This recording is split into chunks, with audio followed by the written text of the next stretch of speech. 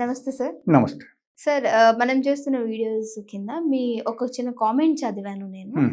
So, డెఫినిట్‌గా answer కావాలి అని చెప్పేసి తను అడగడం జరిగింది. హ్మ్. ఏంటంటే చాలామంది అబ్బాయిలు సాధారణంగా చాలా మందితో సెక్షువల్‌గా మీట్ అవుతూ ఉంటారు. హ్మ్. బట్ ఒక్క అమ్మాయి మాత్రం అలా చెయ్యలేదు. హ్మ్. సో, వెళ్ళలేదు. దీని వెనకాల ఏమైనా సైంటిఫిక్ రీజన్స్ ఉన్నాయా? సో, అసలు ఏంటి దీని వెనకాల స్టోరీ అని అడిగింది. So, what is the reason అంటారు? I got your point. Hmm. It's very interesting actually. అక్కడ ఈవెన్ పాత కాలంలో కూడా మన పెద్దవాళ్ళు కూడా అందరు చెప్పేవాళ్ళు ఇదే విషయం అన్నమాట.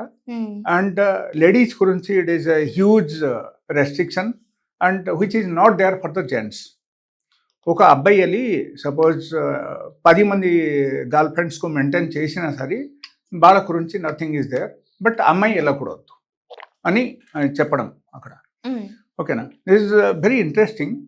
అండ్ ఇది ఎట్లా ఉందంటే లైక్ మనం అక్కడ చూడాల్సిన విషయం ఏంటంటే లైక్ ఫర్ ద ఎగ్జాంపుల్ నేను చెప్తున్నా. ఒక అబ్బాయి సపోజ్ ఒక రోజులో వెళ్ళి ఒక 5 అమ్మాయితో కలిసి వచ్చారు.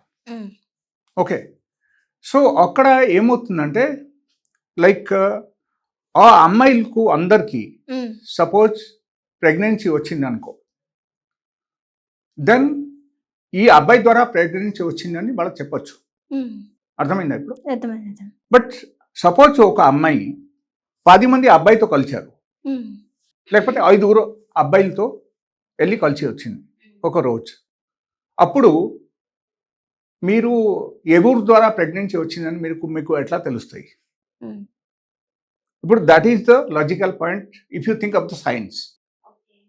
అర్థమైందా ఇప్పుడు? So it is very clear cut definition. అక్కడ ఏమవుతుందంటే in future suppose the pregnancy వచ్చేసింది. ప్రెగ్నెన్సీ వచ్చిన తర్వాత again we carry on the delivery, we carry on the pregnancy తర్వాత డెలివరీ అవుతుంది. అండ్ డెలివరీ అయిన తర్వాత ఏమవుతుందంటే ఒక అబ్బాయి కానీ అమ్మాయి కానీ పుడతారు. ఓకే, సో మీరు సర్నేమ్ ఎవరిది పెడతారు అక్కడ. So if you are coming to government norms పరంగా మనం చూస్తే మీరు ఎవరు ఒకరిది సర్నేమ్ పెట్టాలి కదా అక్కడ. ఎవరిది పెడతారు?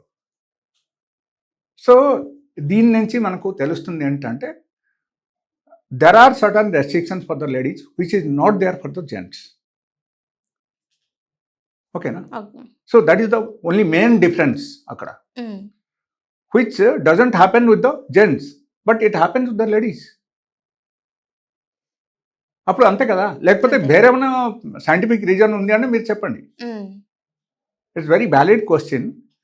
బట్ అక్కడ యాక్చువల్లీ సైంటిఫికలీ మనం చూస్తే ఇదే వస్తుంది అనమాట. లైక్ ఒక అమ్మాయి సపోజ్ ఒకే రోజులు 5 మందితో వెళ్ళి కలిసి వచ్చారనమాట. అప్పుడు ఏమవుతుందంటే they cannot from that day if suppose she is getting pregnancy వచ్చిన తర్వాత డెలివరీ అయిన తర్వాత వాళ్ళ అబ్బాయికి పేరు పెట్టాలంటే అప్పుడు సర్నేమ్ కావాలి కదా, ఎవరిది పెడతారు వాళ్ళ? దట్స్ ద క్వశ్చన్ మార్క్ అక్కడ. సో బిగ్ డిఫరెన్స్ అక్కడ. అందుకని మనము ఏంటంటే ఎలాంటి దానిలో మనం కేర్ఫుల్ ఉండాలి. అండ్ ఓకే, ఫాల్స్గా మీరు పెట్టాలంటే ఏదైనా మీరు పెట్టవచ్చు. ఓకే, ఏదో ఒక నేమ్ తీసుకొని మీరు పెట్టవచ్చు. ఇప్పుడు nowadays people are putting even mother's name also. Okay, including సర్నేమ్లు మదర్స్ నేమ్ కూడా పెడుతున్నారు. But I'm not saying that, I'm talking about the like logical reason. అక్కడ లాజికల్ రీజన్ అయితే సైంటిఫికలీ మనం చూస్తే ఇదే వస్తుంది కదా.